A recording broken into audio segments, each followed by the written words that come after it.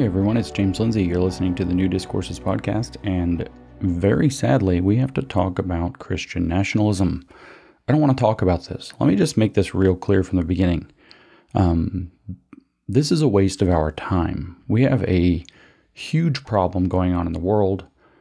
Christian nationalism has forwarded itself as an obviously bad answer to that problem, and now we have to waste time fighting, as it were, to our right flank, fighting very holy people, fighting people who stand in various ways to gain, primarily in terms of power and influence, should this go through.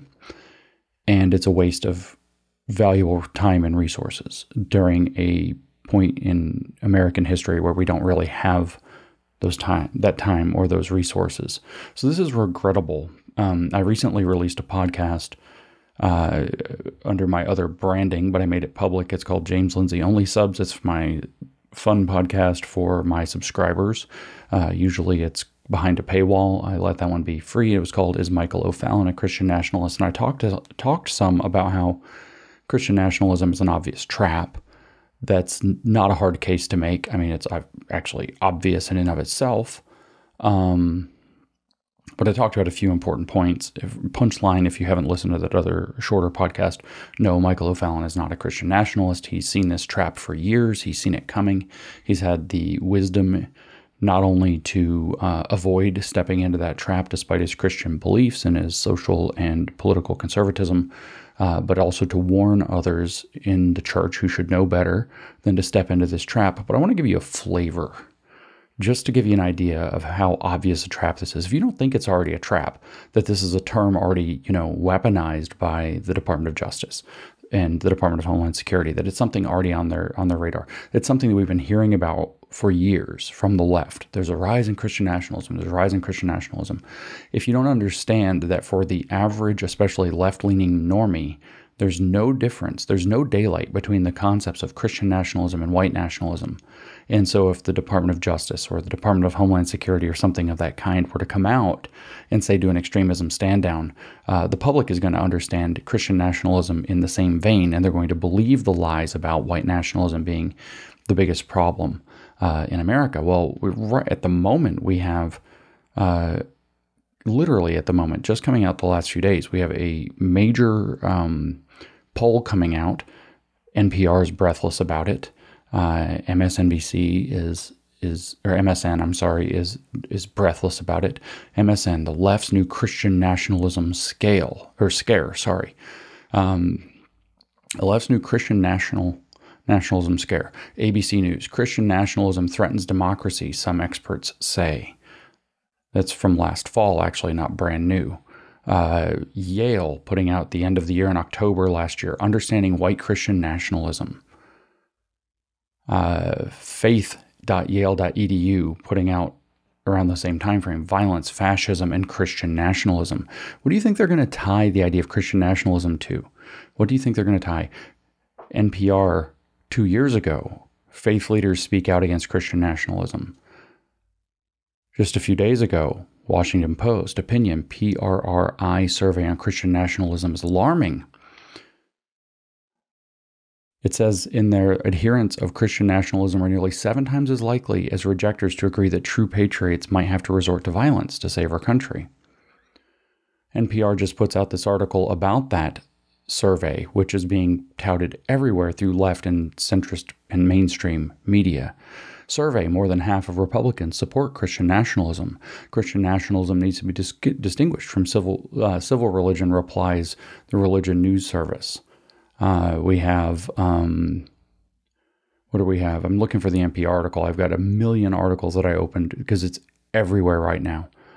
Back in 2020, right before the election, Trump has emboldened Christian nationalists and sparked a rise in violence. That sounds like it might tie into January 6th. Right? Christian nationalism on the rise. This just yesterday, from when I'm recording this, Christian nationalism, and this is NPR, Christian nationalism on the rise as it enjoys more Republican support. Survey, half of Republicans support Christian nationalism. Of course, this should all sound ridiculous unless you understand that the left builds out narratives and then plugs things into those narratives that people are likely to now believe. And that's one of their major magic tricks. I've been talking about this magic trick for a long time. And it's almost like these Christians that think that Christian nationalism is a good idea as a reaction is going to work. It's almost like they're stepping willingly into a trap, or in fact that they are an operation. In fact, I call it Operation Christian Nationalism to create this January 6th 2.0 trap. Christian nationalism is taking hold in the U.S., PRRI report shows. The new civil rights movement, just yesterday, majority of Republicans support Christian nationalism. This is insane. These are the kinds of things. What else do we have? Just to put a little bit more fine of a point on it. January 6th, this is in Time magazine, of course. That's the World Economic Forum magazine. When was this? It has sweet videos and stuff. Not even sure when the date was. Oh, this was January 6th of this year. January 6th may have been only the first wave of Christian nationalist violence. That's Time magazine. Time magazine again. The Christian nationalist forces that terrorized me as a child have grown only more powerful. Do you not see the trajectory of this narrative? What do you think this movement is being set up for? Salon, famously garbage left-wing site. How Christian nationalism drove the insurrection, a religious history of January 6th. All these ties back to January 6th. And so you think, no, there's no way these people are really pushing Christian nationalism in this kind of environment. But no, actually they are. Major ministries are. Christian nationalism, New York Times, from a year ago, January 6th, 2022. Christian nationalism is one of Trump's most powerful weapons. That's what they choose to publish on the anniversary of January 6th, which is their, of course, fake, huge insurrection thing that they're using to cover up their own real insurrection. Are you catching on to what's going on here? So what in the world is this? I mostly am going to present in this podcast. I'm going to just give you a little bit of a sense of a tale of two wolves, basically, which is kind of funny. Stephen Wolfe, who wrote a book called The Case for Christian Nationalism, which came out last year and was a major bestseller. I have only read excerpts from this book and a few reviews. So to be fair, I have not read the 475-page waste of time volume that he penned. And then William Wolfe, who works for the Standing for Freedom Center, if I have that right, which is actually associated with Liberty University, which I typically have a good relationship with, who presents a softer and kinder version. And that's actually part of what I'm going to talk about. Well, I'll just point out, I said that there's this idea that mainstream people, normies, left of center especially, will immediately see as synonymous Christian nationalism and white nationalism. This is so important that in the Standing for Freedom Center in October of 2021, William Wolfe himself, and it'll be difficult to keep these two wolves straight, by the way, William Wolfe himself wrote, I guess I should say it more carefully, right? Not wolves with a V, but wolves with an F, right? I should be more careful, right? Wolves. Oh, did I do it again? My bad. So in October of 2021, he was forced for the Standing for Freedom Center under Liberty University's umbrella to publish an article. And if I'm not wrong, I saw this was published somewhere else as well, and I don't know which one was first, saying that no, a Christian worldview isn't a code word for whiteness, because so many people think it is, that he's having to run a defense article on this, right? And so as it turns out, that's exactly what's going to happen. And we're going to see some concerning issues with regard to that in Stephen Wolfe's writings about Christian nationalism directly. And so mostly, though, what I'm going to do after presenting or a little bit of what's going on here is start asking some questions. I have some questions of this movement, which I consider an operation. This movement is tied to things I'm concerned about. I know that the Claremont Institute is interested in it. I know that the so-called movement called NatCon, or National Conservatism, which is sort of tipping post-liberal, meaning post-Constitution, meaning post-America, is interested in it. And in fact, most of it seems to be centered in this national conservatism, which is also sometimes billed as a workers' party, a National Conservative Workers' Party, which doesn't sound like a setup at all in any way whatsoever. It's a brilliant idea to pursue this. What a great branding they came up with for this. And definitely not a trap we're all going to walk into. But I want to ask a lot of questions about this. And the reason I have so many questions is something that I want to present to you about the differences between these two wolves. Wolves. I'm trying to do it, I promise, sort of. So I know less about Stephen Wolfe, honestly. I know that he did a podcast, and I wish I had the recording to play for you. I know that he did a podcast where he said that atheism will be stamped out in his Christian nationalist thing. It will be stamped out, he said. It will be illegal. And so, as somebody who doesn't have a religious belief myself, I kind of wonder where that puts me, and it kind of gets my alarm up, like maybe this isn't the America I recognize. Maybe this isn't the America that exists under the First Amendment. So he's a little harder. The softer wolf, William Wolfe, I'll just read his bio from the Standing for Freedom Center to give you an idea who he is. I don't know much about him either. I know that he is arrogant and thin-skinned and says really stupid shit on Twitter and then gets mad when people point it out that he was really dumb. My favorite of those is where he put out that we shouldn't take advice from atheists, which is, of course, me. And then he put out a podcast like 2 days later with him talking with my book on the bookshelf directly behind him, visible. And he promoted instead Owen Strahan's book and said, you should read this book instead. But Owen Strahan's book cites me about a dozen times. So yeah, don't get your ideas from atheists. Get their ideas from Christians who use atheists to get their ideas, including William Wolfe himself. Right. Got you. Okay. This is why I said that he's arrogant and stupid. I mean, maybe he's a smart man, but he's not smart on Twitter. He's not smart about what he's doing. It's kind of embarrassing, honestly. But besides that, let's read his bio. Maybe we can find a reason for his perspicacity and depth here, his stunning, demonstration of sparkling brilliance. Where did William Wolfe work before he worked for the Standing for Freedom Center at Liberty University? A 10-year veteran of the conservative political movement, William Wolfe served as a senior official in the Trump administration, both at the Pentagon and the Department of State. Oh, shit, he worked for the State Department. Oh, okay. Oh, right. That explains the intelligence gap. Prior to his service in the administration, he worked for Heritage Action for America and as a congressional staffer for 3 members of Congress, including former Representative Dave Brad. By the way, Dave is, I know Dave. Dave, I associate with Liberty. I assume he's closely tied with Liberty. He has a BA in history from Covenant College and is currently, at this time, I think he has now finished this. I know he has now finished this. I saw his graduation robes, and is finishing his Master of Divinity at the Southern Baptist Theological Seminary. Congratulations on your graduation, William. It's like where another sparkling point of genius of Mr. Wolfe, the lesser, we'll call Stephen Wolfe, Mr. Wolfe the greater. Of Mr. Wolfe the lesser was that he said that he can help younger 30-year-old people, which I assume he is, be able to identify when a pastor, he says that he said something along the lines of not knowing that if a pastor is professing the gospel or not is what it is, but he can help you identify whether or not they're actually soft woke. But of course, for those in the know, they know that Mr. Wolfe the lesser has a very large volume of history with Mark Dever, who is soft woke. In fact, he's one of the biggest woke peddlers into the Southern Baptist Convention pretending he's conservative. And apparently, we must surmise that William Wolfe, Mr. Wolfe the Lesser, discovered his ability or determined his ability or acquired his ability to find the soft woke by working directly for one for so long, working directly with one. I think he got baptized by him, as a matter of fact, and worked directly with him. So anyway, I digress. Maybe some of those details are off.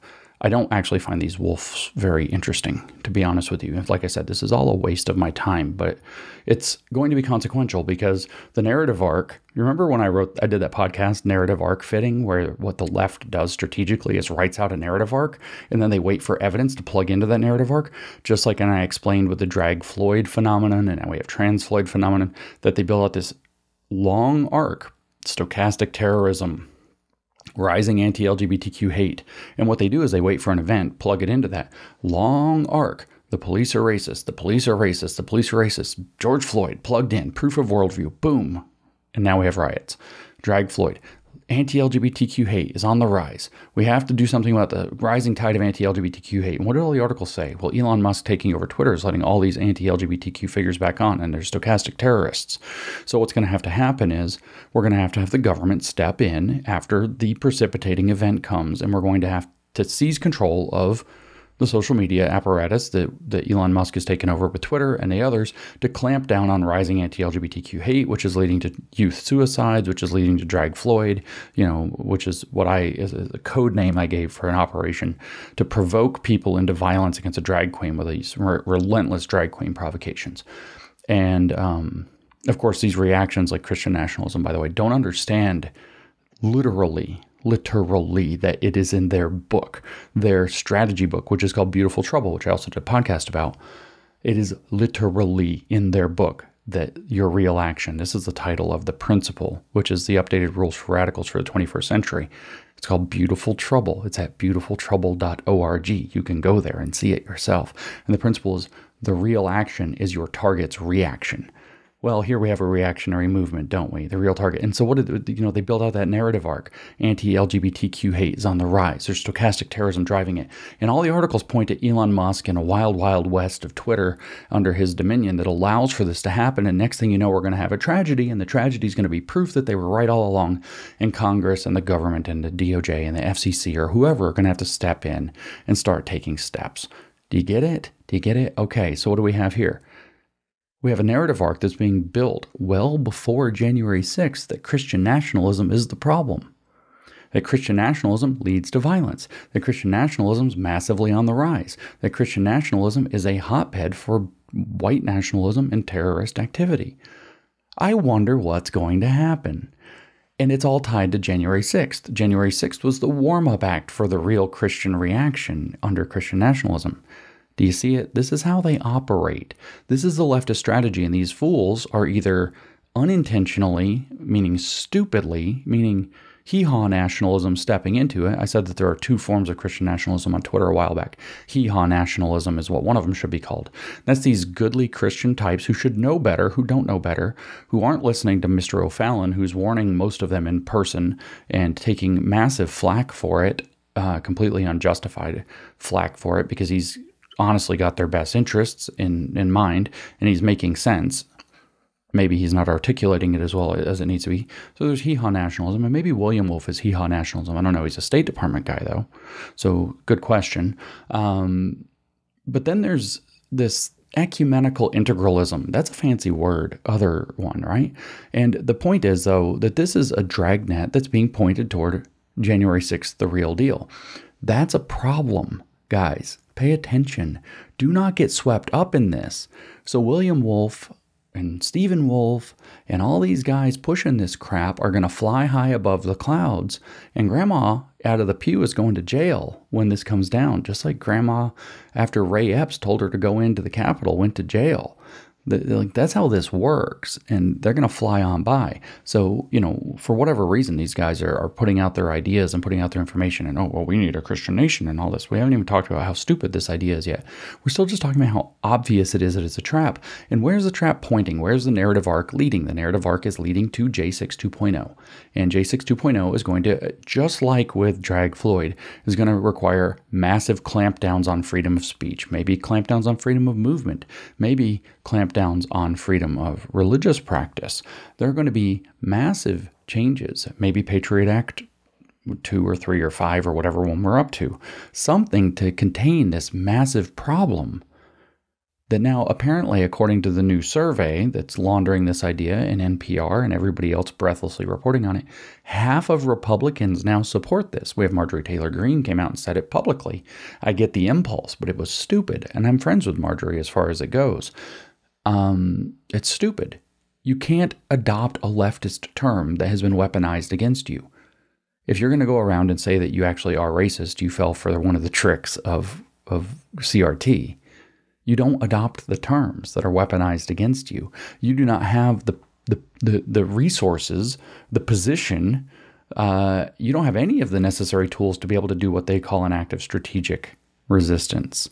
You don't have the ability to engage in that kind of activism so stupidly. You are the reaction. And remember, your target's reaction is the real action. That's one of their core principles. Okay.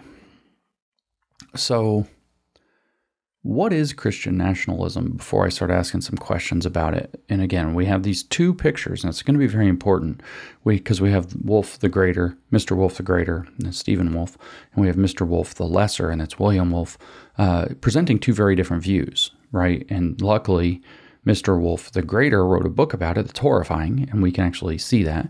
Mr. Wolfe the Lesser has portrayed something a little bit differently that's very waffly and very unclear, and that's where a lot of the questions start to come in.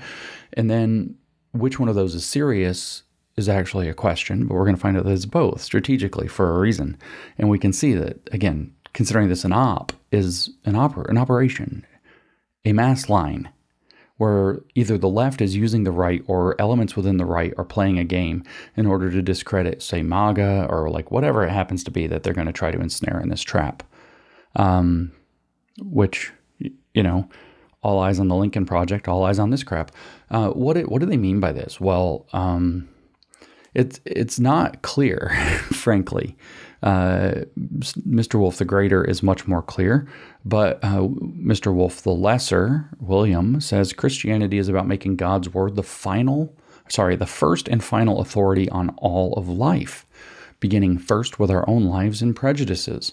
So this is him explaining why it's not white or whiteness, it's something else, right? And that's what he says. It's a completely different thing. It's about God. He says it's about making God's word the first and final authority on all life, beginning first with our own lives and prejudices. A Christian worldview, when applied correctly, both one, interprets and challenges the culture, calling it to repentance, and two, convicts the Christian when they too are out of line. Okay. He says the newly formed Center for Biblical Worldview at the Family Research Council defines it like this, quote, "We believe a person exhibits a biblical worldview when their beliefs and actions are aligned with the Bible, acknowledging its truth and applicability to every area of life," end quote. Okay, he says this is profoundly biblical, and he gives a number of biblical references, number being 2, Luke 10:27 and Romans 12:1 through 2. So it's profoundly biblical, but the question becomes, what is Christian nationalism? Because he said what a Christian worldview is. Well, it's a nation based off of Christian worldview. Because he says at the end, Christian worldview is just biblical. He says, quote, "We demolish arguments and every pretension that sets itself up against the knowledge of God, and we take captive every thought to make it obedient to Christ," quoting 2 Corinthians 10:5. Okay, so now we have this idea, and there's a lot of Christian worldview here, but that's what this article is about.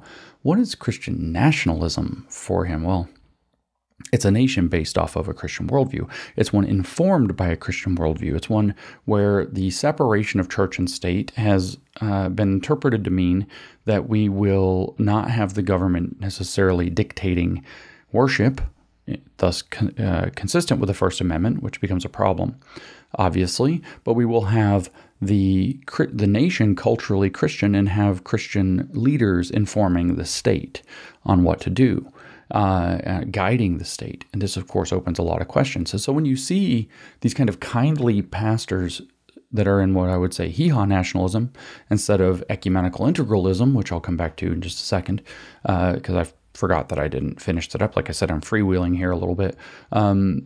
What we have with these kindly hee-haw nationalism pastors, unfortunately, is when they go up to speak about this, is what you have is death by 1,000 qualifications. That was a point I started to make earlier and got diverted. Death by 1,000 qualifications. They have to stand up and they say, well, we want a Christian nation, but this, but that. And we don't mean that, but we don't mean this. So that at the end of the day, either it doesn't mean anything, or at least nothing actionable, or it's just kind of an aspiration, or it doesn't mean anything at all, or what it means is just absolutely indiscernible to anybody, which is that kind of foggy gray area of concept where, you know, postmodernists like to live. And they like to bounce back and forth between these things. Okay, so what about this, not Catholic integralist. Catholic integralism is actually what this harder side, Stephen Wolfe, or Mr. Wolfe the Greater, Stephen Wolfe, is closer to pushing, although he's technically not an integralist explicitly himself. He's a Protestant. What we have in that case, the Catholics came up with this program called integralism. It was very popular in South America, and it was very allegedly good at getting rid of communists. What the integral part, or integrate part, or integralism part is integrating church and state. It's removing any barriers between church and state, which in German is pronounced creating a Reich, like a Fourth Reich or something. Well, they attempted these kind of like religious fascist, Catholic fascist, integralist movements in South America, famous with helicopter rides and so on, and it was all badass and stuff, and now every one of those countries is communist again. It didn't actually get rid of the problem, it just got rid of a lot of the liberties, the civil liberty protections that people had that the left wasn't actually that successful in getting rid of otherwise, and it got rid of them. And then when the left came back and took back over, but now with massive moral authority, because they had fascist dictators, military dictators, these juntas and whatever, now you have this whole new situation, unfortunately, where you don't have any liberties, and the left doesn't have to work to get rid of them because the integralists got rid of them for them. And it turns out, you'd think, well, how in the world could that have happened? Well, first of all, people don't like fascists. People are afraid of right-wing overreach. People identify right-wing overreach. They're trained very well to do so. They're very afraid of it. And so it drains your moral authority when you create a regime like that. I mean, you can be as big a fan of Franco or Pinochet or whoever as you want, but the fact of the matter is that what happens in practice is that they become boogeymen that give the left all the moral authority for 50 years after their usually short-lived regimes fall apart, like we see in Spain, like we see throughout South America. Meanwhile, what is it? Well, it's integrating the Catholic Church into the state, right? Into these fascist states. Well, here's the problem. Not only is fascism, as I've articulated many times, still part of the dialectical game, so thus actually not different. It's right-wing Hegelian believing that it has the one true understanding of Christianity that it's going to now impose upon its population or whatever, and of course business and whatever else. Not only is that the case, but it turns out that the Catholic Church was sort of heavily infested with what was called liberation, or is called liberation theology, which is communism pretending to be Catholic. And so you have liberation theologians in the mix. So you have subversives all throughout the thing that you're making, and good luck with this mess. And you say, well, that doesn't apply in the Southern Baptist Convention. Oh, wait, yes, it does. We were just talking about Mark Dever and these soft woke guys. We know about Jamar Tisby. We could name names. We don't have to keep going. But we do know that there's a massive woke problem in the Southern Baptist Convention, for example, the PCA. And people ask questions when I said this before. No, he means PCUSA, right? And Presbyterian Church of the United States. No. I mean PCA. I meant what I said. It's woke too. No, that's a conservative one. It's woke too. It's woke too. These things got eaten alive from within through the same little mechanisms, but these people are pretending to be conservatives better than in, say, the PCUSA. Okay, so what happens is, what you have happening here is you actually have Protestants who have teamed up with actual Catholic integralists who want to abolish church and state, and they are so the Protestant side of this has spoken to me, and they've told me, you don't want these Catholic guys taking over, so back up us, the Protestant people, who happen to be working with them and doing the same thing. And it's like, well, guys, I don't think so. And so then it doesn't resolve the trap. But those guys know what they're doing. This isn't hee-haw nationalism. Those guys know what they're going after. So you don't see death by 1,000 qualifications there. You see very bold, strident statements like are made by Wolf the Greater, Stephen Wolf. It's really probably worthwhile telling you what Stephen Wolf said in Stephen Wolf's own words. Let me see if I can find some of these pieces. So he kind of bases all of his argument on about what nationalism is, which is he defines nation in kind of the same way that Kendi would define racism. It's very circular. A nation is basically a nation or a thing that does national things. But he tries to tie it back to Genesis and Adam. And there was this big fight on Twitter with me where I said it looked very Gnostic, where he's talking about Adam's prelapsarian state, which is a word that you're only allowed to use when you play Dungeons and Dragons in Narnia. But he's basing it off of this view of Adam and Eve. So he writes in the book, they would have formed communities that were distinct or separate nations, talking about the children of Adam and Eve in even if there had been no fall of man, because even unfallen man would have been bounded by geography, arability, and other factors. Each community would have been culturally distinct, since they would have been at least somewhat separated from others and would have developed their own way of life and culture, though without any sin. And then he goes on and says Adam's progeny would have formed many nations on the earth, and thus the formation of nations is part of God's design and intention for man. And so, of course, where you're going to plug that in, and this is, by the way, for anybody wondering, because of the, what's included and skipped in this, I have not read Stephen's book. I am quoting from, in fact, a very thorough review done by Neil Shenvi on his blog, Shenvi Apologetics, which I encourage you to look up and read for yourself. It's in 4 parts, 4 pages. But you're going to see where this is plugged in. So God intended there to be nations according to his interpretation of what the Garden of Eden must have been like. I have some questions about been bounded by arability. Wasn't the Garden of Eden perfect and without need? Why is there going to be variations in arability in the garden then? Why are there going to be places of relative privation versus others in the Garden of Eden, in the unfallen state of the world? Like, this doesn't actually make sense as far as I understand. I mean, maybe I'm outside. You're not supposed to take theology lessons from atheists, from what these people say. Maybe I'm the one who doesn't understand what the Garden of Eden was like. But then again, guys, I don't believe in the Garden of Eden. I don't think it was real. I'm sorry. It's so weird to argue about these things. I think it's a myth. I don't think it's real. I'm not a Christian. But the plug-in is that, well, God intended nations, and obviously Christianity is the fulfillment of God's plan in terms of salvation of people. So obviously he intended nations to be Christian if they're on the up and up with him, which, Israel can take up whatever issues they want with that on their own terms. He later says, just reading again from Shenvi's summary, the fall of man placed man in a state of sin. The state of sin, or total depravity, P.S. we're now dealing with Calvinism sort of here, is misunderstood even in Reformed circles. The fall's principal effect. See, they say even within Reformed circles, if you're not like pretty damn active in Protestant Christian life, you don't even know what that means. You don't even know what it means, because they live in Narnia and they think they're going to take over the nation, which means they're going to have to be tyrants, because 90% of the population doesn't even know what the hell they're talking about. They don't use words like prelapsarian. They don't pontificate on what life might have been like in arability and nation formation in the Garden of Eden had the fall never occurred. They don't know what reformed means. They don't buy into, they might believe in sin, but they probably don't buy into total depravity or the points of Calvinism. These people are in Narnia, which means they're off in their own world. This isn't an insult. I like C.S. Lewis. I like Chronicles of Narnia. I understand William, Mr. Wolf the Lesser, wanted to come and tell me, because I said, dude, you're in Narnia. You don't, what I was saying is people don't pay attention to you. They don't pay attention to your details. You don't have the power you think you do. You spend a lot of time talking to people in your bubble, which is called Narnia, where you have some influence and status. But outside of Narnia, the only way to get there is like a little girl walking through a wardrobe. Nobody goes there. Nobody knows what you're talking about. So the only way you're going to get the majority of the population, especially in a place like the United States, where we literally do have religious liberty, cultural liberty, the only way you're going to get a majority of the population to go along with your program is by forcing it. And that's where Mr. Wolf the Greater comes in, and that's where all these questions I'm going to have come up, because I have some real questions about this. But anyway, Reformed circles. He says the fall's principal effect concerning man's relationship to God and the promises of heavenly life.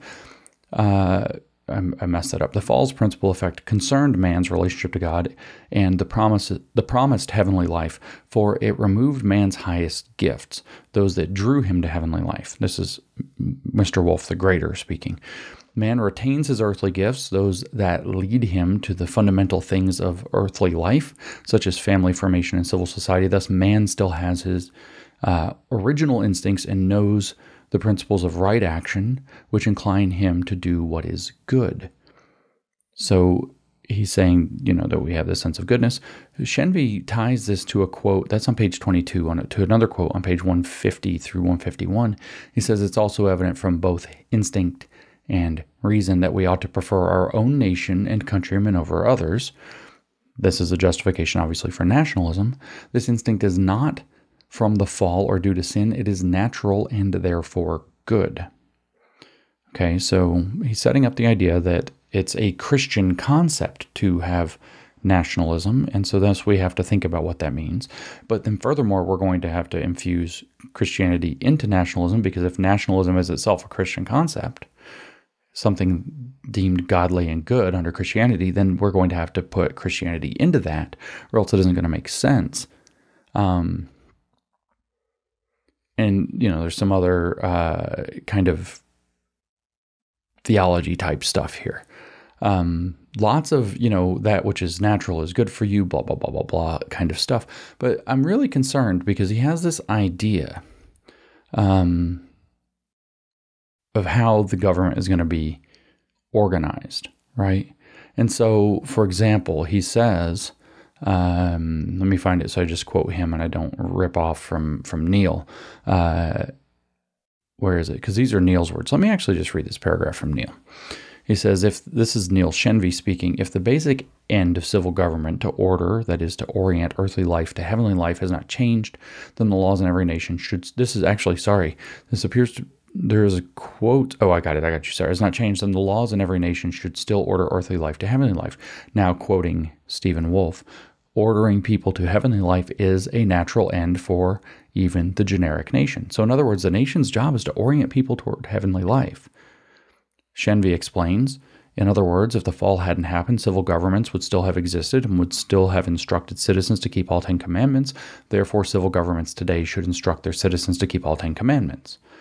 Of course, now quoting Wolfe, the sole post-fall means of obtaining heavenly good is in Christ, end quote. Now we come back to Shenvi. However, natural revelation still demonstrates that God exists, so non-Christian or secular nations are obligated to recognize, implement, and obey God's law, even if they fail to do so. But more importantly, the civil government of a Christian nation should fulfill its purpose of seeking the temporal and eternal good of its people by supporting Christianity. So the government's supposed to support Christianity. And this is Shenvi summarizing Wolfe's argument.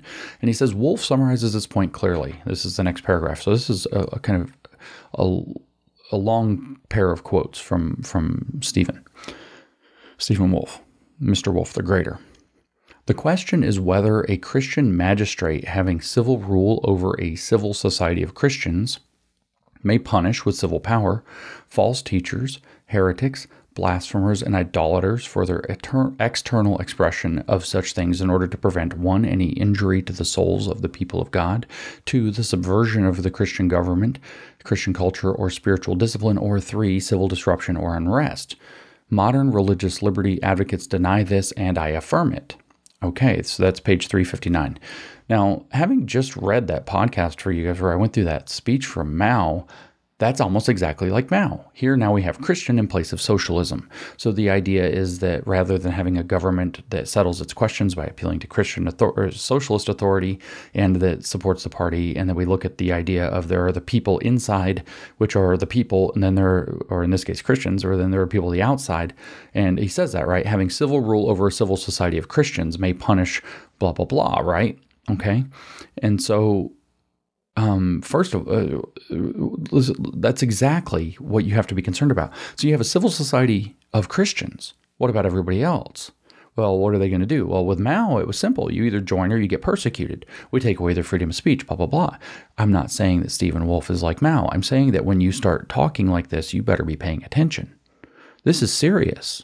This is very important because he's saying that the question is whether a Christian magistrate, so it could be a socialist commissar, having civil rule over a civil society of Christians or having civil rule over a civil society of socialists may punish with civil power false teachers, heretics, blasphemers, and idolaters for their external expression of such things.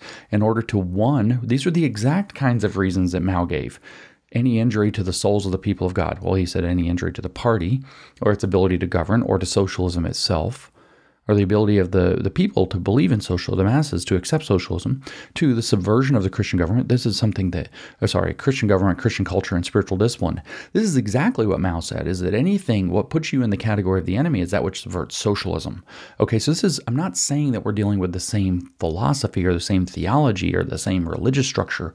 I'm saying we're dealing with the same political application atop that religious structure.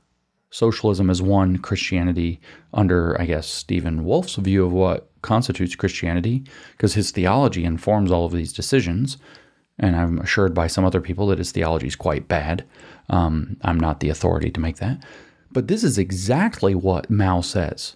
It makes you an enemy, is that you are possibly doing injury to the people, which is the society of Christians, in this case. The subversion of the Christian government, so the subversion of the Communist Party, Christian culture, socialist culture, or spiritual discipline. Well, Mao explicitly said in that speech that what you actually need in order to be able, you can have all the freedom you want, he says, in communist China under the CCP. You have all the freedom you want, but freedom is paired dialectically with discipline.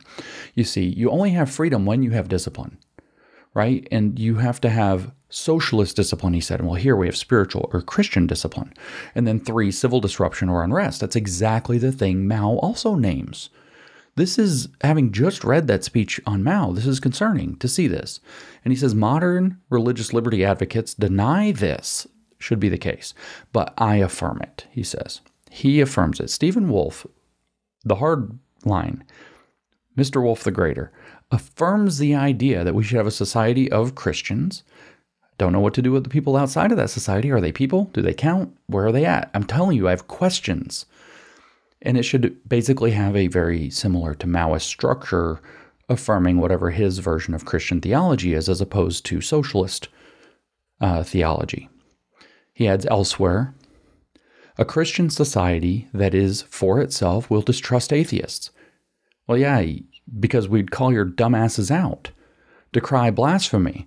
I hate to be that guy because it's very critical, but according to who? Is this not blasphemy, Stephen Wolfe? Correct any dishonoring of Christ. Well,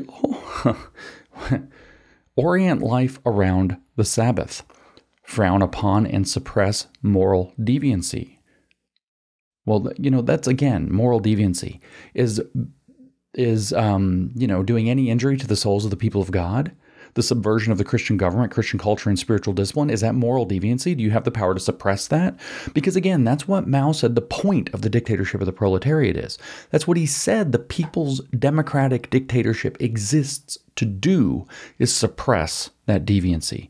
And repudiate, he says, neo-Anabaptists' attempts to subvert a durable Christian social order. So we have right there a open confession that there are theological disputes. So we have to ask the question, whose theology? And if we're going to ask the question, whose theology, we have to ask the deeper question, how do we decide whose theology? Which leads to who gets to decide whose theology?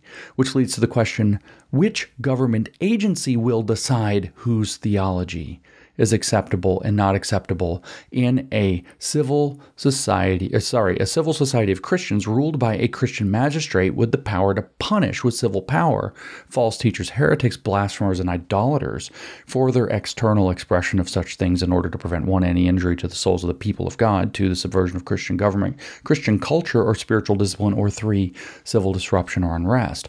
This is extraordinary in how concerning it is when you start to understand that as a political program, you're now swapping out socialist discipline for so-called Christian discipline under one particular theology, maybe, since it's really integralist in its nature where the strong-arming is it going to be Catholic? It's going to be Catholic. It's going to be Catholic. Good luck, Protestants. You're getting used. You're getting used. They'll bend your knee. But then who is this magistrate? You read Mao, you read Mao, you get super concerned about this. This is the same political program applied with a different religious bent. It's the same tyranny with a different religion, which we damn well better hope is perfectly good and holy, or else it's not going to be pretty. But it's also Narnia. Most people don't have the slightest idea that they're totally depraved, that they have these fundamentally fallen state, that they have to understand things according to this confession of this reformed this or that. There's so many questions here, and this is just within the clearer version of it.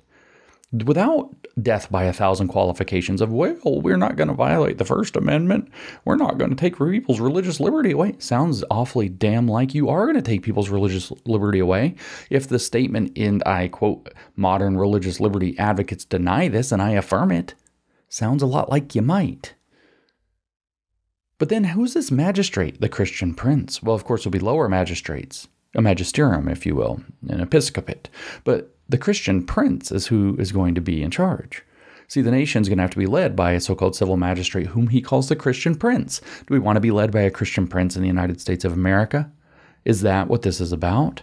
What is this person? Not merely a good leader. This is Shenvi, a capable administrator, or even just a pious Christian. He also serves as a source of national pride and inspiration. Here's Stephen Wolfe, Mr. Wolfe the Greater, describing the Christian prince who is going to be the civil magistrate with those powers that mirror Mao's. Having the highest office on earth, the good prince resembles God to the people. I thought we weren't blaspheming here. I thought we weren't dishonoring God here. I thought that's what we were not doing. My bad. Having the highest office on earth, but it's a nation. On earth, but it's a nation. Does that mean it applies to China? I mean, not that China's like this shining star. What about India? Is Putin, what's Putin going to do with this? You know, there are other countries. You know, is Prince Charles, he's an Anglican. Is he getting in on this? By the way, Prince Charles is an Anglican. The UK is already a Christian nation. How's that going? Having the highest office on earth, the good prince resembles God to the people. Indeed, this is some Constantine Sol Invictus stuff right here is what this is. Indeed, he is the closest image of God on earth. How's the Pope going to take that one? This divine presence in the prince speaks to his role beyond civil administration. Through him, as the mediator of divine rule, the prince brings God near to the people. Yeah, there's no blasphemy here. Like the prince is like, hey God, come on down to the people through me. Yeah, right. What the hell is this? I'm an atheist or something. I'm not supposed to give you guys theology. I mean, God, looking at this is horrible. This is supposed to be grounded in Christian belief. Holy shit. If this is what Christian belief is, you can damn well bet I'm never going to get in on it. Like, holy crap. The prince is a sort of national god. Not in the sense of being divine himself. What the fuck does national god mean? I'm not supposed to swear during Christian stuff. What the fuck does that mean? Like, what the fuck does that mean? The prince is a sort of national god, but not in the sense of being divine himself. See, he's a god, but not a god. He's not divine, but he's a god, but not a god. The prince is a sort of national god, not in the sense of being divine himself or in materially transcending common humanity or as an object of prayer or spiritual worship or as a means of salvific grace, but as the mediator of divine rule for this nation and as one with divinely granted power to direct them in their national completeness. So like the guy who sits on Peter's throne, whoops, that's the Pope. That's Catholic. That's not Protestant. That can't possibly be what he means. So it's something different than that. You mean like King Charles? Wait, what do we mean by this? This is the guy that's going to rule us. And he can bring God closer to us. The Christian prince, he says, can adorn himself and his residence with Christian symbols, as crosses were once painted on royal armor. Isn't that boss, like royal armor? We get to wear royal armor now with crosses on it. Is military or militia which defends a Christian people. What about everybody else? And their church. Which church? Which church? There are 50,000 denominations of Christianity in this world. Which church? Which one? They are not compatible. Which one? His military or militia, which defends a Christian people and their church, can be designated soldiers of Christ. Okay, Christ. I kind of messed that up a little bit. Sorry. It's a bad name to mess up. Earlier, he says, I identified the prince as the mediator of civil rule, and I described him in godlike terms. Following Scripture, the prince is an image of Christ to his people. And he says we should pray that God would raise up a Christian prince from among us. So here's the question of that you always have to answer in reality. How do we determine who gets political authority? Well, we will pray that God will raise up a Christian prince from among us, one who would suppress the enemies of God, like Mao's dictatorship of the proletariat in the party, and elevate his people. Or if it said the people, it would be much more clear what he's doing here. Recover a worshiping people, restore masculine prominence in the land, and a spirit for dominion. Oh, so we're doing dominionist theology or a theonomy. Okay, fucking theonomists. Masculine prominence, I'll pause, because all throughout this book, one of the points that I do know is that he says that we live in a gynocracy, a woman rule by women. It's like, dude, come on. Like, you're not that studly. Like, chill. The wolf the greater maybe doth protest too much. But anyway, restore masculine prominence in the land in a spirit for dominion. Affirm and conserve his people in place, not permitting their dissolution or capture, and inspire love of one's Christian country. So that's what Mr. Wolf the Greater is after. And it doesn't sound very America. It doesn't sound very America. But the thing is, every time I bring... So, pause. Let's bounce over to Mr. Wolf the Lesser, and then we'll come back to Mr. Wolf the Greater on the idea of nations themselves, which is very unclear. Okay, so Mr. Wolf the Lesser says, oh, well, I'm not Mr. Wolf the Greater. I am Mr. Wolf the Lesser. I am lesser than Mr. Wolf the Greater. He actually doesn't say that. He says his name's William, not Stephen, and he's written his own ideas, and he doesn't agree with everything in Stephen's book, but if you ask him what he doesn't agree with, he won't tell you. He doesn't know what he doesn't agree with, or he won't admit what he doesn't agree with, and there's an explanation for this. There's an explanation. He's got a much softer death by 1,000 qualifications approach, where you never quite can nail down what he's talking about or what he has in mind at all. It's just going to somehow work. We're going to have a more Christian culture, and that's somehow going to make a more Christian national identity, and that's going to make a more Christian nation, and somehow that's going to bleed into the Christian churches, informing the civil government that will somehow not violate the First Amendment by dissolving the barrier between church and state, at least in the direction of the church being able to inform the state. But of course, maybe the state will then in turn, show favor upon the church. But in ways that don't violate the First Amendment, and nobody can be quite clear on what those ways are, because obviously what he would have to be admitting is sedition and the destruction of the First Amendment in the United States of America to go with that. Well, it turns out there's a name for this technique that we're dealing with, and you've probably heard of it. It's called the Motte and Bailey. You ever heard of the Motte and Bailey? So it turns out there's a guy, actually I used to talk with this fella, and he's written for New Discourses in the past, named Josh. I think he wrote for New Discourses, maybe not, maybe he didn't, but I've talked with this fella, Josh Dawes, D-A-W-S, Dawes, Josh Dawes. And he did a big thread about this when the big kerfuffle on Twitter broke out, and I immediately read the first couple tweets, and I don't care about this thread that much, so I didn't read the rest of it, and I just went and found the classic Motte and Bailey graphic meme, and quote tweeted it, and that's all I put, no words. So then I decide I should go back and actually read this thread. So I go back and I click on it, I start reading, and I get into like tweet number 7 or 8. No kidding. What Josh Dawes says is that we have this different argument between Stephen Wolf, Mr. Wolf the Greater, and William Wolf, Mr. Wolf the Lesser, with this argument where there's this very kind of hardline Christian prince, blah, blah, blah, civil magistrate powers that look an awful lot like Mao, which he didn't mention that part. On the one hand, Christian nationalism looks very much like a Protestant-driven ecumenical work with Catholic integralism. Looks exactly like that, is that, as a matter of fact, being pushed very firmly here, where we're going to have a Christian prince who occupies the throne of Peter, although he didn't name it that way, and sits in the Vatican of the United States, and he's the most powerful man on earth, or something like that. To paraphrase. And then on the other hand, we have this other Mr. Wolf the Lesser, who's giving this very namby-pamby, zero details, vague, maybe just aspirational, maybe cultural definition of Christian nationalism with no clarity whatsoever in terms of what it actually means, with 1,000 qualifications, killing it off at every turn so that it's never the thing that you say, you criticize it and it's just never that. It's always something else. That's not what it is. It's something else. It's not what it is. It's something else. It's, oh no, nobody will ever have to have, it's like Obamacare. You get to choose your own church forever. If you want to, you get to choose your own church. You can go to any church you want to, and then, well, that you see how that lasts, or something. Well, it turns out that in the tweet number 8 or 9 or so, or 7 or 8 in this thread, Josh Dawes said we need both of these approaches. And why did he say so? He put the picture of the Motte and Bailey with actually the two wolves as the Motte and the Bailey. So the Motte is the easy defensible position that you retreat to when you're being scrutinized. And there's William Wolf. And then the Bailey is the indefensible position, which is actually your activist goal that you go out into anytime you think you can take ground. And there's Stephen Wolfe in the case for Christian nationalism with the Christian prince and the magistrate. And he's saying that he wants to use the Motte and Bailey in order to advance the tactics, or use this tactic to advance the concept of Christian nationalism into the United States. Where did the Motte and Bailey come from, though? Did James Lindsay make it up? No, James Lindsay didn't make it up.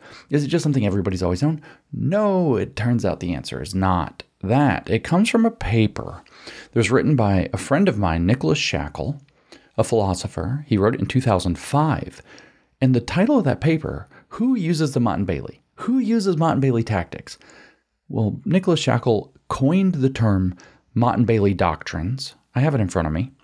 In this paper, titled, and I quote, "The Vacuity," means emptiness, "the vacuity of postmodern methodology."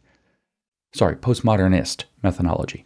It is a postmodernist technique to facilitate between definitions. In other words, to strategically equivocate between something much more defensible but vague or narrow or reasonable and something very activist and maybe specific. See, he describes this concept called a troll's truism, which is where you say something that has two meanings, but in a trolly kind of way. It has two meanings in the sense that one of the two meanings would be amazingly profound if it was true, but it turns out to be false. But on the other hand, in a very boring and limited way, it's true. What's an example? A very famous example from the philosopher Dan Dennett of this phenomenon, troll's truism, is love is just a word. In the most boring and idiotic way possible, it's true. It is a word. Love is a word. Love. That's how you spell it. It's a word. See how postmodernist this is? And then if it were true the other way, though, all this, all these wars, all of this building, all of these commitments in life, all these things we organize our lives around mean nothing. So profound that love is just a word. We organize our lives around the pursuit of love, acting in love, changing the world through love, but it's just a word. That's so profoundly important if it were true, but it's false. Because love is a word that refers to something, and that something is not just a word. That's a troll's truism. So I have to say that because he starts with those words, because that's what he laid it out to identify. Motte and Bailey says, trolls' truisms are used to insinuate an exciting falsehood, which is a desired doctrine, yet permit retreat to a trivial truth when pressed by an opponent. In so doing, they exhibit a property which makes them the simplest possible case of what I shall call a Motte and Bailey doctrine, since a doctrine can be a single belief or an entire body of beliefs. A Motte and Bailey castle is a medieval system of defense in which a stone tower on a mound, the motte, is surrounded by an area of land, the bailey, which is in turn encompassed by some sort of barrier such as a ditch. Being dark and dank, the motte is not a habitation of choice.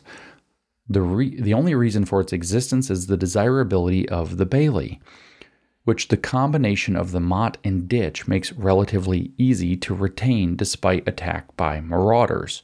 When only lightly pressed, the ditch makes small numbers of attackers easy to defeat as they struggle across it. When heavily pressed, the ditch is not defensible, and so neither is the bailey. Rather, one retreats to the insalubrious, which is a beautiful word, the insalubrious but defensible, perhaps impregnable motte. Eventually, the marauders give up when one is then well placed to reoccupy desirable land. For my purposes, the desirable but only lightly defensible territory of the Motte and Bailey Castle, that is to say the Bailey, represents a philosophical doctrine or position with similar properties, desirable to its proponent but only lightly defensible, like, having a Christian prince and a Maoist organization around him. The Motte is defensible but undesired position to which one retreats when hard pressed. I think it is evident that trolls' truisms have the Motte and Bailey property, since the exciting falsehoods constitute the desired but indefensible region within the ditch, whilst the trivial truth constitutes the defensible but dank motte to which one may retreat when pressed. He's explaining the idea of postmodern philosophy, their methodology, as being this. An entire doctrine or theory may be a Mott and Bailey doctrine just by virtue of having a central core of defensible but not terribly interesting or original doctrines, surrounded by a region of exciting but only lightly defensible doctrines. Let's plug this into the given circumstance. What am I talking about? Well, you might have a vague, aspirational, cultural Christian nationalism where we're going to recognize ourselves, like it was John Adams said, this Constitution is for our moral and religious people is wholly inadequate to the governance of any other. Okay, so we have to be a moral and religious people and we aspire to that. Well, the question is, how do you make that happen, right? That's the rubber meets the road question. Well, how are you going to make that happen? Well, then you have this Christian prince and a Christian magistrate who can stamp out atheism, as Wolf the Greater says, right? And that can enforce a Christian theology, but which one? Well, his, obviously, right? And he'll rule like he's on the highest office of the world, okay? And that's the exciting but lightly defensible doctrine, because in America, not only is that wholly unconstitutional and absolutely against the founding principle of the country, but it's positively objectionable. Nobody wants this. Nobody wants a Christian tyrant. So when AOC recently came out and said that, this Super Bowl commercial, whatever it is, he's with us or whatever, the Jesus thing, said that they've never worked so hard to spend this much money to make fascism look palatable. And I tweeted, I agree with AOC. She's talking about this and she's not wrong. And they're using a Mott and Bailey, a postmodernist manipulative tactic to try to be able to advance a very scary doctrine that nobody would be able to defend under the guise of, well, we just want a cultural renewal, which is hee-haw nationalism, not Christian nationalism. So just as the medieval Mott, Nicholas Shackle tells us, was often constructed by the stonemason's art from stone in the surrounding land, the Mott of dull but defensible doctrines is often constructed by the use of sophists' arts from the desired but indefensible doctrines lying within the ditch. Just like William Wolfe, Mr. Wolfe the Lesser's arguments for Christian nationalism and all the hee-haw nationalist defenses of them where they've been sucked into it. Diagnosis of a philosophical doctrine as being a Mott and Bailey doctrine is invariably fatal. One hopes, because the Christian nationalist Operation Christian Nationalism, is in fact a Mott and Bailey. How do we know? One of its proponents, not only did I identify it, I went into the very thread where I read it. I'm like, well, shit, this is a Mott and Bailey, and identified it. And there we have the proponent of the thread saying that we need the two wolves as a Mott and Bailey in order to advance the doctrine. Diagnosis. I hope Nicholas Shackle is right here, because he says diagnosis of a philosophical doctrine as being a Mott and Bailey doctrine is invariably fatal. Once it is made relatively obvious to those familiar with the doctrine that the doctrine's survival required a systematic vacillation between exploiting the desired territory and retreating to the Mott when pressed, the dialectic between many refutations of specific postmodernist doctrines and the postmodern deferences correspond exactly to the dynamics of Mott and Bailey doctrines. So why is the case for Christian nationalism literally a postmodernist doctrine? Why? Is that what you want, postmodernist Christianity? When pressed with refutation, the postmodernists retreat to their Motts. Well, we just want Christian renewal. Only to venture out and repossess the desired territory when the refutation is not in immediate evidence. For these reasons, I think the proper diagnosis of postmodernism is precisely that it is a Mott and Bailey doctrine. I do not have time to defend that rather large claim in detail here. Rather, we are going to look at some examples. I hope that for those familiar with postmodernism as a whole, seeing the mechanism laid bare in a few cases will suffice to make evident a larger truth. And then he goes on to, I'm not going to read any more of this. He goes on to expose Foucault and some others. Okay. So remember this whole thing about the Christian Prince? Didn't that sound really good? That Christian Prince idea. And let's go back to what did the Bailey look like again here? The question is whether a Christian magistrate, this is Stephen Wolfe, Mr. Wolfe the Greater, having civil rule over a civil society of Christians may punish with civil power false teachers, heretics, blasphemers, and idolaters for their external expressions of such things in order to 1, prevent any injury to the souls of the people of God, 2, the subversion of Christian government, Christian culture, or spiritual discipline, or 3, civil disruption or unrest. Modern religious liberty advocates deny this, and I affirm it. A Christian society that is, for itself, will distrust atheists, decry blasphemy, correct any dishonoring of Christ, orient life around the Sabbath, frown upon and suppress moral deviancy, and repudiate neo-Anabaptist attempts to subvert durable a durable Christian social order, a sustainable Christianity, if you will. So there's your Bailey with your Christian prince striding around as God bestriding the land, like Napoleon and Hegel's description of him. Because what we're actually dealing with Stephen Wolfe, Mr. Wolfe the Greater's argument here is actually the form of government outlined by Hegel in Philosophy of Right. If we had time, we would go through Philosophy of Right and point out. But what he argues is when you first read it, it looks very much like the United States. But instead of a president and executive with all these limited powers, you end up having it's not exactly a Christian prince, but it sort of is. You end up having the organization's a constitutional monarchy. So you end up having a monarch who has adopted the correct view of the world, which for Hegel would have been his pietist theology, which we also know happens to be dialectical in nature, just like the postmodernists. And we happen to know that it is a dialectical Christianity, a process-driven theology, where the three parts of the Godhead are a process of becoming. So, okay, that's all concerning you. So the questions start becoming very big. Like, how are we going to determine who the Christian prince is? Who's going to determine who the Christian prince is? What power does that Christian prince have? Are they a figurehead? Are they like the King of England? How is this American? How is this compatible with the Constitution of the United States? How do you achieve this without unconstituting the United States and reconstituting it?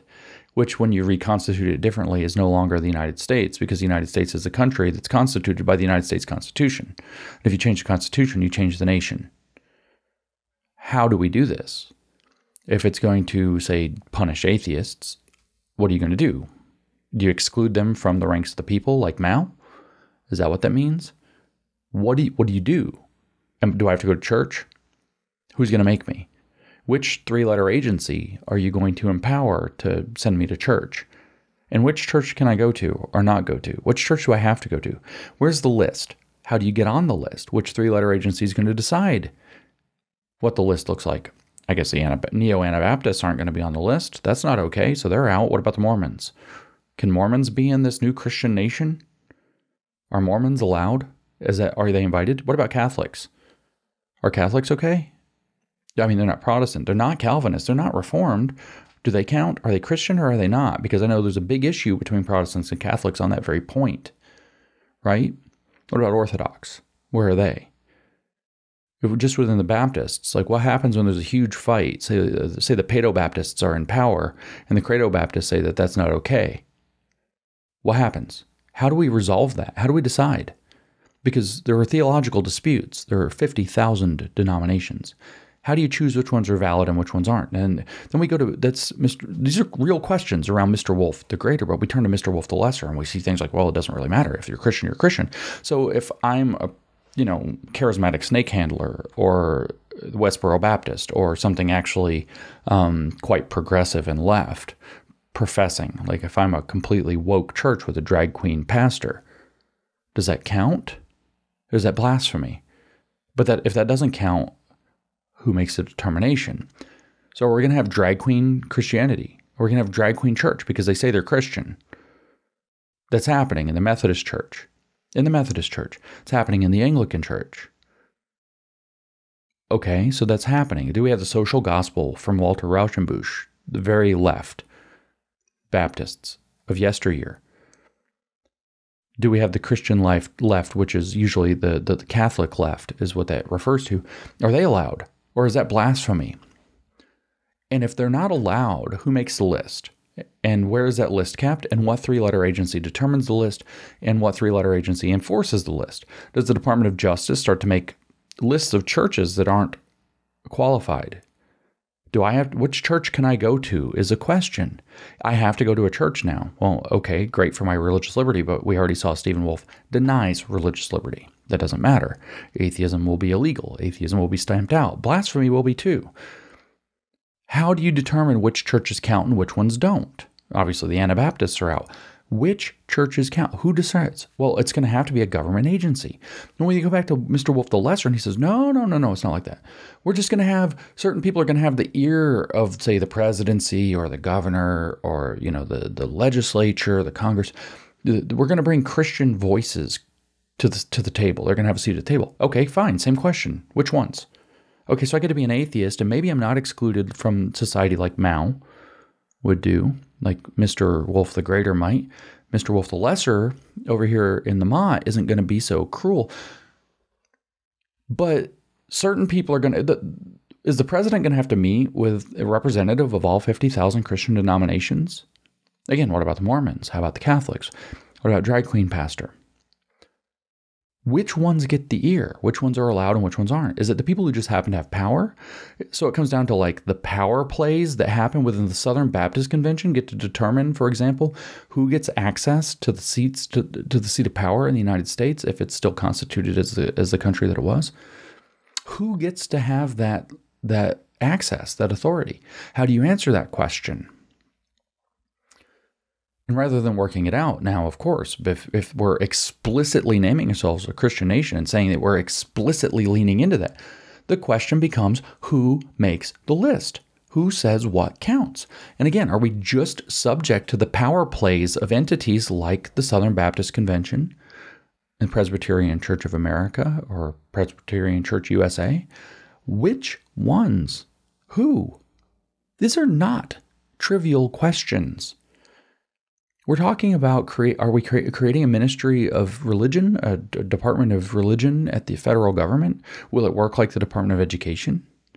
Will it enforce a religious education? What will it do? Will it maintain the list? What if somebody tries to violate the list? Do we send the FBI after them? Is it the Religious Bureau of Investigation, the RBI, which the Catholic integralists would call the Inquisition?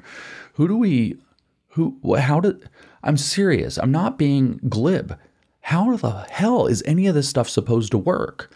Well, Stephen Wolf, Mr. Wolf the Greater, explained how Mr. Wolf the Lesser's idiotic, vague plan, which will not work, has no workable parts. He explained over here in the Bailey exactly how it'll work. There will be a magistrate who has the authority of God on earth. And he's going to call all the damn shots, which sounds an awful lot like a Christian dictatorship. And I hate to be the one to say that absolutely AOC was right. But of course, AOC plays her part as well. The goal is for this thing to look big and scary so the NPR freaks out about it. And there's a poll and everybody freaks out about it and tie it to January 6th. And AOC, of course, she died 11 times that day, as we all know. She died 19 times that day. It was a horrible day for her. She was in a completely different building across the street, in the Cannon building, which I saw how far it is from the physical capital. She was terrifying for her, I'm sure. She almost died. She definitely almost died when the police came to make sure she was okay. That was terrifying, and almost died. And she's going to use all of those same mechanisms to turn back on this, which she's identifying correctly, that's plugging into this narrative. And the trap becomes clear. So Mr. Wolf the Lesser, William Wolf's vague, friendly, hee-haw nationalism plan from the State Department it has no how. It has no rubber meeting any road. That's the Mott. Oh, we're just going to do this. It's just going to be that. Oh, nobody's going to lose their religious liberty. You can have any doctor you want after we have Obama care or Wolf Church. But over here, Mr. Wolf the Greater, Stephen Wolf, has outlined a very clear book-length plan that was a huge bestseller and is reckoned by many other people, as the book you're going to have to reckon with if you're going to try to take on or dismiss Christian nationalism, which all I had to read was like 2 paragraphs from it, and I'm like, holy shit, this thing's insane. But Mr. Wolf the Greater is very controversial, whereas Mr. Wolf the Lesser is a provocateur trying to build a brand by saying banal Christian things in very holy ways. And, I believe in creation, not evolution. I'm not descended from a fish. I believe in God, not Darwin, which just tells you, by the way, nobody who accepts the biological theory of evolution as the explanation for biological diversity believes in Darwin. We don't hold up a church figure and believe in them, we examine the available evidence and draw conclusions, which anybody could do, and point out flaws with Darwin's formulation, for example, or whatever. So what William Wolf is telling you when he says he believes in God, not Darwin, is that he looks to some person who told him what God means, and that's who he actually believes, right? And in this case, it very much looks like it might be himself, just having read a large volume of his tweets and got a sense of this guy. But Stephen Wolf is a little smarter and a little more disciplined, a little less blatantly, stupidly provocative. But he tweeted in a thread about women, about whether or not women should be permitted to vote.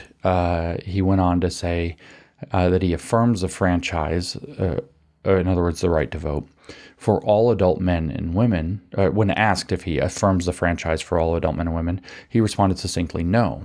So this is repeal the 19th. Which is really popular with like TARDCon, which is short for retarded conservatives, but it also is an intentional misspelling of TradCon, like traditional conservatives. Yeah, there's lots of issues that stem from feminism, but taking away women's right to vote, disenfranchising women, I don't think is a winner, which means you can tell that this is a winner of a position. So you can tell that this is a doctrine meant to lose. It's not a serious political doctrine that he's putting forth. But no, he doesn't believe that women should vote. So then he got asked a follow-up question on intergroup, is what it says here in Mr. Shenvi's, but interracial marriages. And he replied, there is a difference between something being sinful absolutely and something being sinful relatively. Interethnic marriage can be sinful relatively, but not absolutely. So that's a weird position to stake out for Mr. Wolf the Greater, but it's based on his definition of ethnicity or a nation, which he ties together. Now, this is important because I said in the podcast about Mr. O'Fallon not being a Christian nationalist.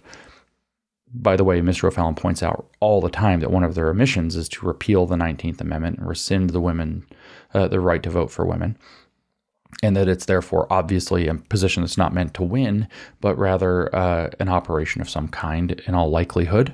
It is meant to fail. It is a trap or an op or both. But that aside, this is something that happens every time I bring this up. Every time I argue about the Christian nationalism on Twitter, it's really funny because I get like the William Wolf, Mr. Wolf the Lesser argument every time. Oh, it's just this and it doesn't mean that. And then 50 people in the replies are like, we're going to bend your knee. We're going to force you to be Christian. We're going to kill you if you're an... I mean, it's literally like stuff like that. And I'm always like, yeah, go ahead and try to bend my knee. I'm going to bend yours backwards. Like, we're not going to do this. Like, you're not going to force me into your religion. You're just not going to. You might kill me, but you're not going to force me into your religion. Like, go to hell. And you will for that kind of shit. So enjoy it. If I might wax theological for a moment. But the thing is like, I get that. And then I get this whole thing about, I'll say something, it'll be like, well, Christian, like Mr. Wolf the Lesser, William wrote this article. It's not about whiteness. It's not about white. It's not about white. But he also posts all these tweets about how CRT is just anti-white. And you don't need complicated explanations like some atheist would give. It's just anti-white. It's just anti-white and blah, blah, blah. And so there is this weird racial ethnic component to the way William Wolf looks at this, except just like, how the woke accept white people, the CRT people accept white people who are CRT advocates. I mean, you can have black people who support the Christian nationalism within. I mean, it's the same structure. It's exactly the same thing. But the problem is I have 50 people come in and say, no. This doesn't make any sense. No, nation means a group of people. It means an ethnicity. So there is no escaping. There is no escaping Christian nationalism without it being ethnic nationalism. And you know what they mean by that. And sometimes they say what they mean by that. And this is where, in my podcast about Mr. O'Fallon, which I started this little tangent or this little thread with, I said, my brain back in 2019, when I first met Mike O'Fallon and I first read about him in a Media Matters hit piece, and it said explicitly that he was a Christian nationalist, which was explicitly false after he had carefully avoided accepting that label from them that they tried to pin on him. I translated to white nationalist and jumped to Nazi and called Peter Boghossian panicking. We can't work with this guy. He's a white nationalist. Little did I know he's half Cuban and married to a Chinese woman. He's terrible at his white nationalism. He's not even a nationalist. He's this thing called a nationist, which I didn't understand at first, but he explained it to me, and it makes total sense to me. It's the idea that nations should be able to exist and be sovereign, but it has nothing to do with any of the meanings of nationalism, which are their own traps when dealing with communists. It doesn't mean anything jingoistic. He is a patriot, but it doesn't mean you have to even be patriotic.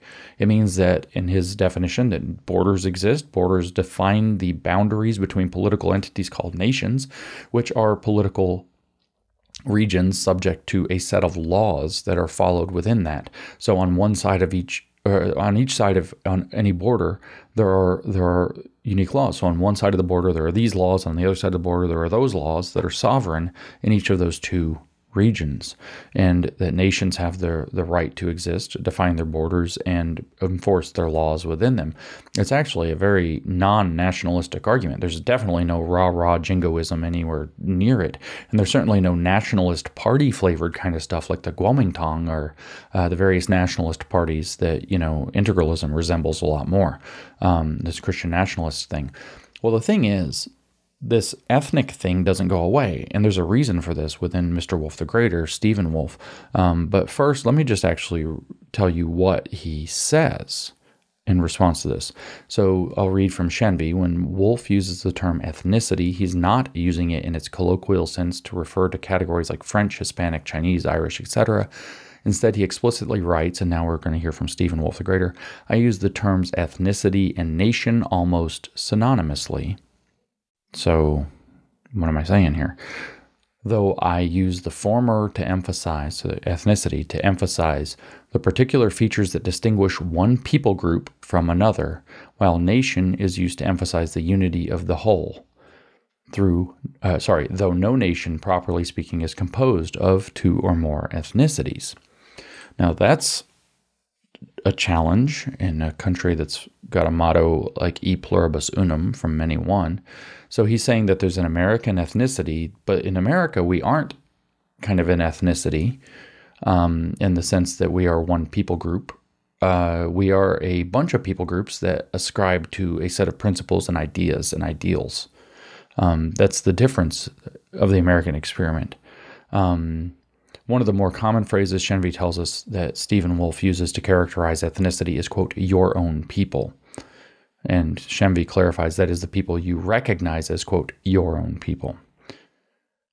And so that means if you're my people, it doesn't matter who you actually are, right? It doesn't matter if you're black or white or Hispanic or whatever. Ethnicity can cross racial lines, as Shenby tells us. Wolf says, given my friendships and associations with people of different ancestry, I can say that being, quote, white is unnecessary both to recognize themselves in what I describe and to cooperate with someone like me in a common nationalist project. This is not a, quote, white nationalist argument, for in my view, the designation, quote, white, as it is used today, hinders and distracts people from recognizing and acting for their people groups, many of which, to be sure, are majority white, but are not so on the basis of modern racialist principle. Okay, so it even explicitly says people of different ancestral origins can be part of the same ethnicity. And so this is this view. So what are we actually dealing with here? I want to draw, since I mentioned critical race theory. And, let me just give you a little bit more. I'll come back to the critical race theory in a second. W.B. Du Bois is who we're about to talk about. He says, people of different ethnic groups can exercise respect for difference, conduct some routine business with each other, join in inter-ethnic alliances for mutual good and exercise common humanity, for example, the Good Samaritan, but they cannot have a life together that goes beyond mutual alliance. So it might be, low-key sinful to be in a inter-ethnic marriage, for example, but those aren't necessarily racial. And so this is a question. So in a Christian nation, what does that mean? He said they are my people precisely because they were Christ's people. This is the idea, right? So your people are Christ's people in a Christian nation. This is something very important to consider, though. What is he talking about? And this is where we come back to critical race theory. And I'll stop reading from the Wolves at this point and just kind of raise some questions and comments. Stephen Wolfe, Mr. Wolfe the Greater, in his book, The Case for Christian Nationalism, is quite explicit that he has based his program on Wilhelm Gottfried Herder, a German philosopher who was relatively famous for his outlines of German nationalism.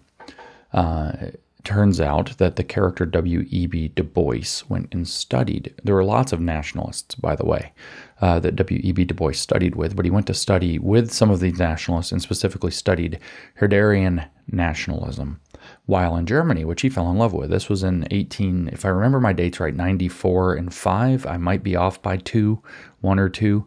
But anyway, at any rate, W.E.B. Du Bois is considered the great-grandfather or great-godfather of critical race theory, the first critical race theorist, in particular with his book that he published in 1903 called The Souls of Black Folk. And he explains in the very beginning of The Souls of Black Folk what he's on about. And what had happened was he went to Germany.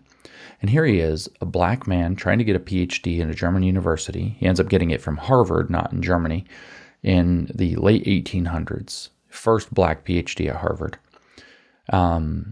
Having grown up in the Reconstructionist United States, following the Civil War, had some very poignant thoughts on this, and off he goes to study German philosophy in Germany in the 1890s, and he discovers German nationalism, and he's captured by it, so much so that he very famously, if you see pictures of W.E.B. Du Bois, he dressed and maintained his hair and beard and so on strangely to look at him for the rest of his life. And it's because he was actually trying to imitate the Prussian style of the late 1890s.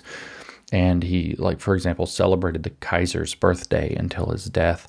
I think the 1950s is when Du Bois died. And he got very captured with the idea of this folkish nationalism, which, of course, a character some 40 years later articulated, with, ein Volk, ein Reich, ein Führer, one people, one Christian polity or something, one Reich, one Father. Okay, so we all know who said that, right? We all know who said that. Please tell me you know who said that. Ein Volk, ein Reich, ein Führer. And so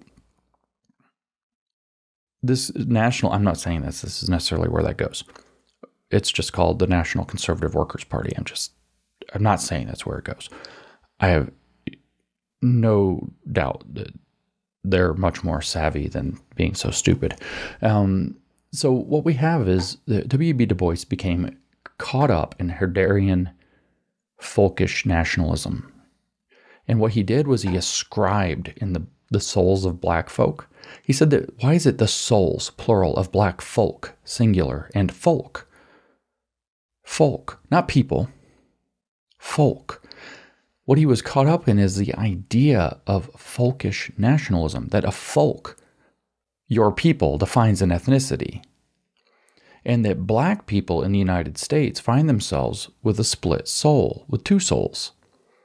That's why they have souls, the souls of black folk. So there's black folk, which are a Herderian nationalist concept. Black folk, they're a nation unto themselves, an ethnicity. But they're embedded within the United States, within America. And he asked the question, is it possible to be black, or to be a Negro, he specifically says, and American?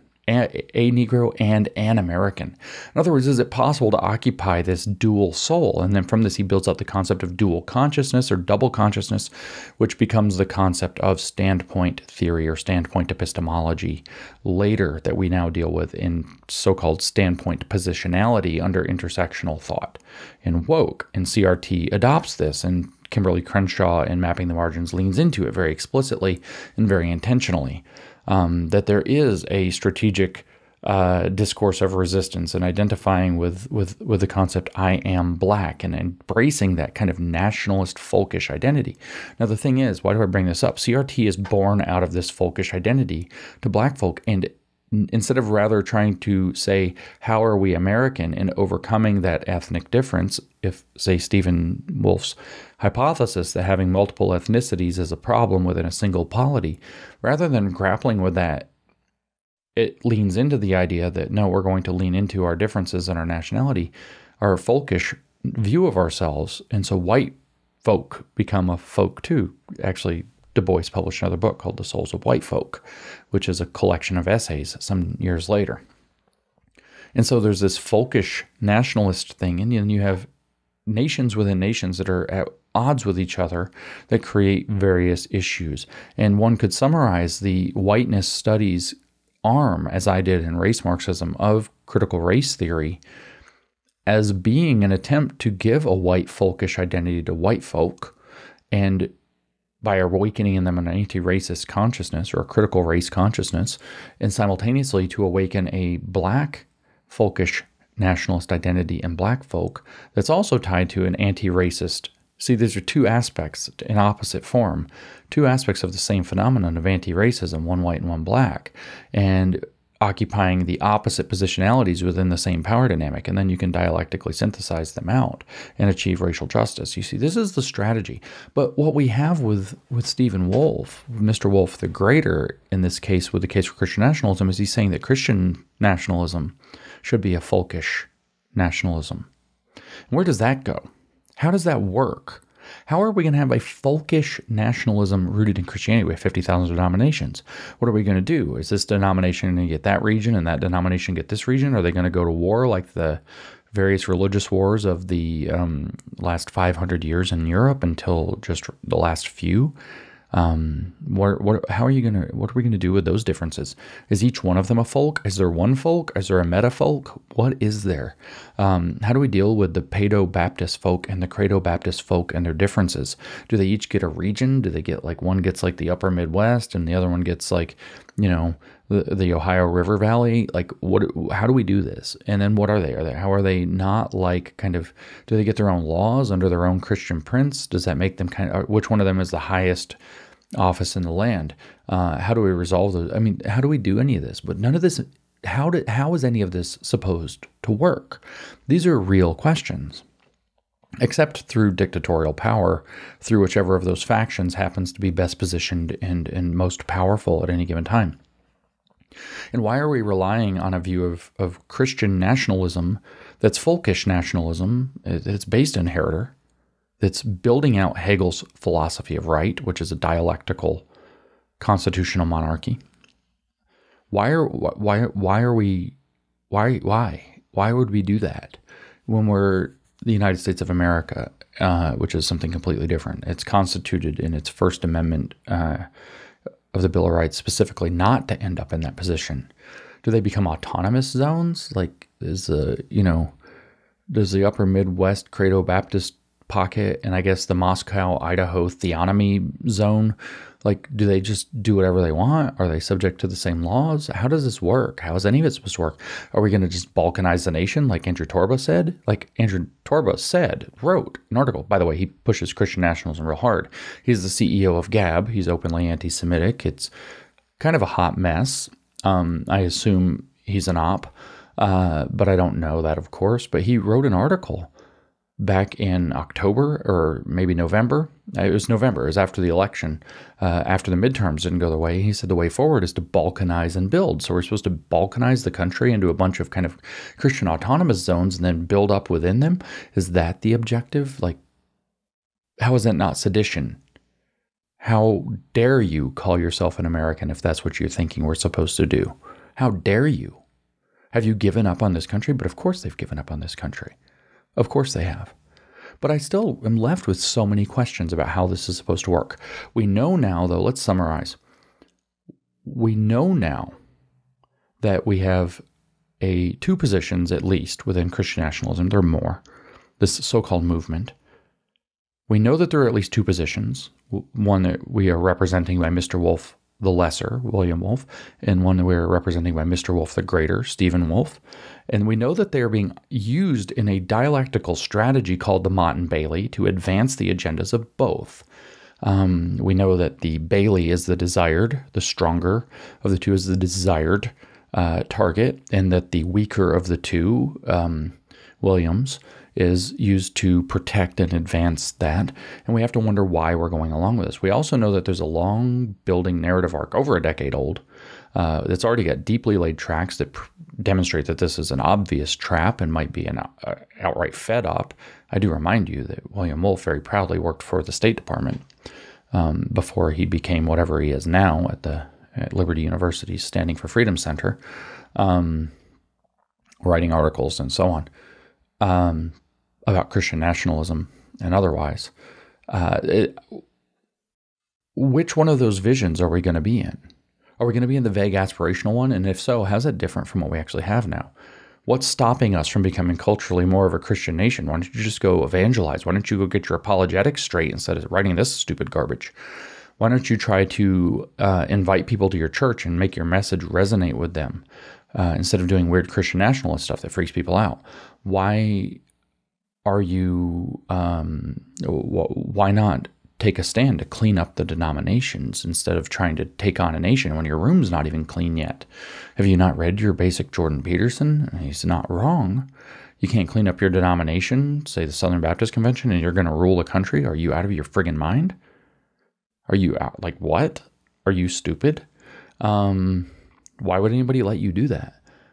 How is that supposed to work? So anybody can have whatever church, but somehow atheists are excluded, but somehow they're going to be stamped out and it's going to be illegal, and blasphemers. I still want to know what to do with the drag queen pastor. That's blasphemy, right? I don't necessarily disagree that it's blasphemy, that it's heretical. But if you're going to stamp it out, you're going to have some authority to do so. And if you're going to stamp it out using the civil government, now we're in a different position, because now you do have explicitly the government weighing in on a issue that's First Amendment protected. It's not a cultural issue at that point. It becomes a civil government issue. And now we're out of the Mott and into the Bailey, because you can't answer any questions in the Mott, which is intentionally vague and unclear. But we get into the Bailey, and again, I come back to those key questions. How is this going to be organized? This Christian prince or our king or whatever he's going to be, how does this work? What church do I have to go to? Where's my list? Who decides who's on that list? Where's the drag queen priest? Where's the drag queen pastor? Are they on the list? Is the Christian left on the list? Social gospel on the list? Mormons on the list? Jehovah's Witnesses on the list? Where are they? Are those heretical? Are you going to stamp that out? Where are these people? Where am I? And again, who's enforcing it? Is there going to be a religious bureau of investigation? You're going to create a 3-letter law enforcement agency to make sure? Or are you just going to do what they do like with the WEF, with the World Economic Forum, or the Chinese social criticism? You're just going to build a society where you're excluded if you don't participate. If you don't show the mark on your hand or forehead that you can't buy or sell, and therefore you can't participate in the society, but all you have to do is get baptized and you can have your mark, and then you can buy and sell. I don't know if that's in the Bible anywhere. I don't know if that's warned about. I don't know if, in fact, it's literally held up as the thing that's holding itself up as the Christian savior, as a false savior, would do in order to get people to buy into its false salvation program so that they would be destroyed. I don't know. Is that chapter 17 of the book of Revelation? I can't remember. My theology's no good. I'm an atheist. You're not supposed to listen to me. So I have so many questions, and they're all, how is this real? How does this work? If you get anywhere into the zone of this Christian nationalist movement that's defensible, even if you take off of the table that it's a blatant and obvious trap with a blatant and obvious narrative arc that the left is constructing to ensnare people in this trap, you're left with 1,000 practical questions. How is this going to work? And if it's not, if you're going to actually kill it through 1,000 qualifications, how is it different from what we're doing already? It's not, actually. It doesn't achieve anything except that you just say those words and proclaim it and feel virtuous. Okay, great. So you've got your armor of God as a virtue signal or something. Is that what you're doing? Why? What? But then if you want to make any of those questions, as soon as those questions start to get answers, you end up maybe not in Stephen Wolfe's specific formulation of it, but you end up in something like it. Maybe it's the Catholic integralist side. Maybe it's something calling itself American Reformer, where they're pushing exactly these ideas while building out tech apparatuses that they'll profit from when they get you as the program proceeds. Doesn't look at all like Revelation. The problem is you have lots of how questions. How is this supposed to work? Who's going to do it? What organizations? Who's going to get to choose those? Who gets to talk to the president? Who gets to be on the governor's council? Which churches are allowed? Which churches aren't allowed? Which Christianity? Which doctrine? Which is acceptable? Which isn't? Which is heretical? Who's blaspheming? Who gets to decide those things? These are fundamental, critical questions that must be answered in order to proceed. And when you start answering those questions, you start getting something that sounds an awful lot in Stephen Wolf's own words, like Mao Zedong. And what do you do with that? Granted, the ideology is not socialism, but the tyranny can be the same. The tyranny can be the same. And so I have more questions than answers with regard to Christian nationalism. I have a lot of answers too. It's an obvious trap. It might be a direct, entrapment operation. I call it Operation Christian Nationalism for a reason. Why does it advance with Amat and Bailey? Why do its proponents advocate for a postmodernist methodology? Why do they use it? Have they decided to pick up the ring? I mean, they're the tough guy, right? The tough, righteous man like Boromir in The Lord of the Rings. Do they not know that what made Boromir win his dignity back after he tried to attack Frodo and steal the ring was that he repented of that, abandoned it, and gave up his life to defend the innocent? Do they not know that that's why he died an honorable death as opposed to a horrifically shameful one? Do they not understand the warning of that book, which I'm sure as classist as they like? I brought this up on Twitter the other day, and somebody told me that the whole point of that book is actually to destroy all of the inferior races and install a proud, ethnically pure king and overrule over the land. I'm like, holy shit, you guys are seriously messed up. But anyway, do they not understand that if you take the ring to Minas Tirith, then it turns into a new Barad-dûr? It becomes a new Tower of Evil at best, or it betrays, like it betrayed Isildur and makes its way back. Do they not understand that you can't take the Ring of Power, in other words, Amat and Bailey, postmodern methodologies, and use them to advance something actually good and true? Do they understand, even if they're moved by, say, Christian pity, Christian goodwill, as the Good Samaritan or whatever, where Gandalf and Galadriel talk about how they would set themselves up with the ring as somebody who would be moved by doing good in the world to the point where they become a horrific tyrant that's acting in the most evil way possible, and namely in the apparent benefit of those whom they subjugate. Do they not understand the point of these? And I don't mean to be dorky in The Lord of the Rings here after I make fun of Narnia, but Middle Earth is also a little silly, but this is an important, piece of cultural architecture that conveys the story, that taking up things like postmodernist methodology to advance a program that in its more strident and activist angles reads exactly like Mao Zedong with a different religion underneath it, some particular theonomist Christianity, because it claims dominion, as opposed to, he claimed dominion explicitly, as opposed to socialism. How is any of this supposed to be acceptable to us?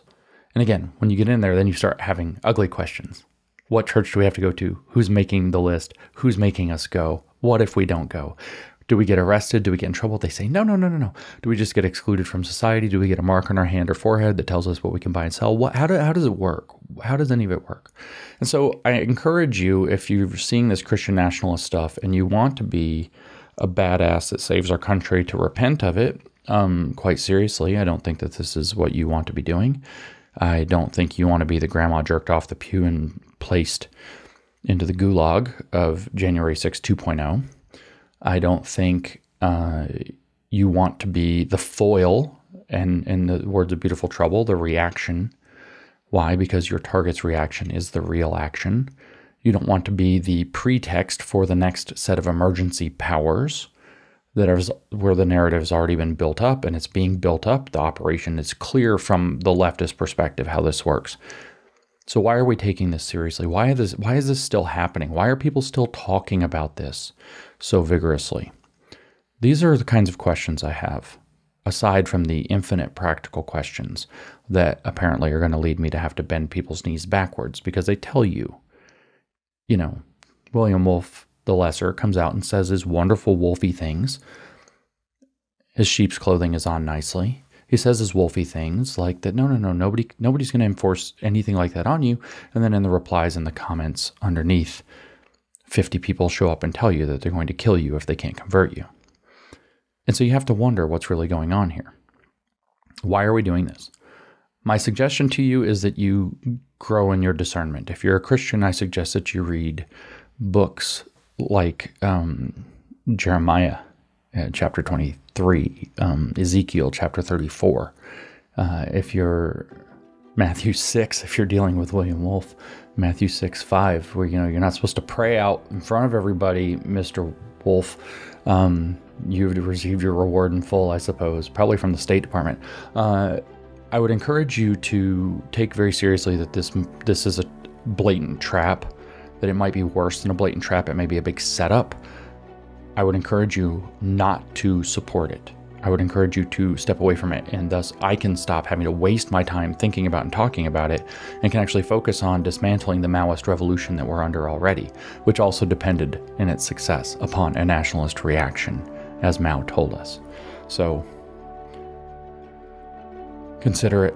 I'm not going to tell you what to do. I'm not supposed to tell you theological advice and so on. I'm not going to tell you anybody what to do with their faith, unlike these chuckleheads. But you should consider it.